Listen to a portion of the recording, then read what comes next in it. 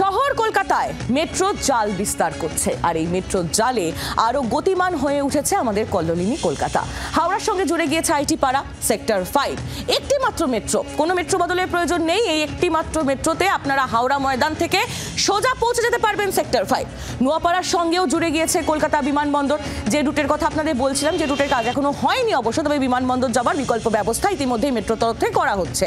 পুজোর মুখে নতুন মেট্রো রুটগুলি খুলে যাওয়ায় শহর কলকাতা যেন নতুন করে আবার গতি পেয়েছে। শহীদ ক্ষুদিরাম বা দক্ষিণেশ্বরকেও এই লাইনেই কানেক্ট করা হচ্ছে।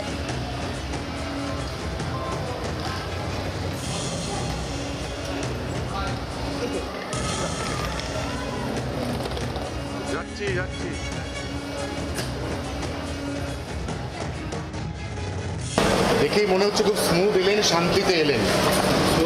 স্মুথ এসছেন। কত ভাড়া এলেন? 20। কোথা থেকে? হাওড়া থেকে চলে এলেন। কতক্ষণ লাগলো? 5 minutes। কোনোদিন ভাবতে পেরেছিলেন হাওড়া থেকে শিয়ালদা? কখনো ভাবতে পেরেছিলেন হাওড়া থেকে শিয়ালদা আসবেন?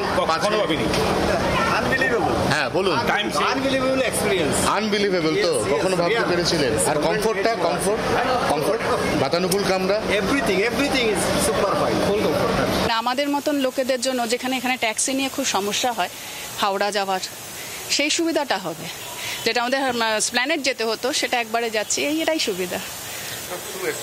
হ্যাঁ, ওই ব্লু লাইনেই আমি আসতাম, ব্লু থেকে গ্রিনে কনভার্ট করে এখন শিয়ালদা। আগে কতটা সময় লাগতো, আজকে কতক্ষণ? সময় অনেকটাই লাগতো। তার থেকে বড় কথা হচ্ছে পাবো কি পাবো না, বাস পাবো কি পাবো না, ওই একটা টেনশন। 7 সকালে অফিস, তো অনেকটা সুবিধে।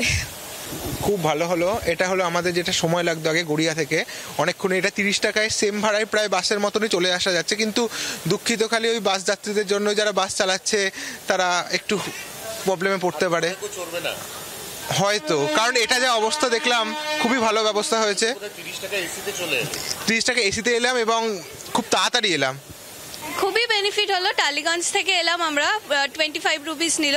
খুব তাড়াতাড়ি, মানে ভাবাই যায় না যে শিয়ালদা এত তাড়াতাড়ি পৌঁছে যাবো, কারণ বাস জার্নি বা খুব হেডেক হয়, সেটা হলো না। খুবই ভালো লাগলো। হ্যাঁ, খরচাটা 25 টাকায় হয়ে গেল, অনেকটাই কম হলো।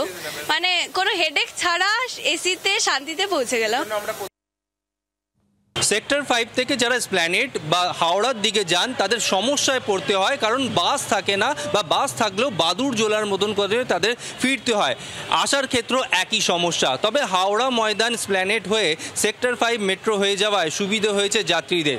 যে সমস্ত যাত্রীরা আসছেন তারা প্রত্যেকেই বলছেন হাওড়া ময়দান বা স্প্ল্যানেড থেকে এই যে সেক্টর 5-এ তারা আসতে পারছেন, একদম ঠিকঠাকভাবে তারা পৌঁছাতে পারছেন, সময়ের মধ্যে তারা অফিসে চলে যেতে পারছেন।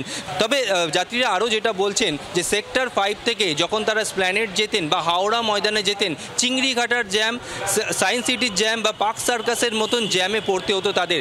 সেই সমস্ত জ্যাম থেকে রেহাই মিলেছে বা মুক্তি মিলেছে বলছেন সাধারণ যাত্রীরা। জি 24 ঘন্টার জন্য ক্যামেরায় পার্থ পালের সঙ্গে রনয়, কলকাতা। বাংলার আওয়াজ, বাঙালির আবেগ, জি 24 ঘন্টা।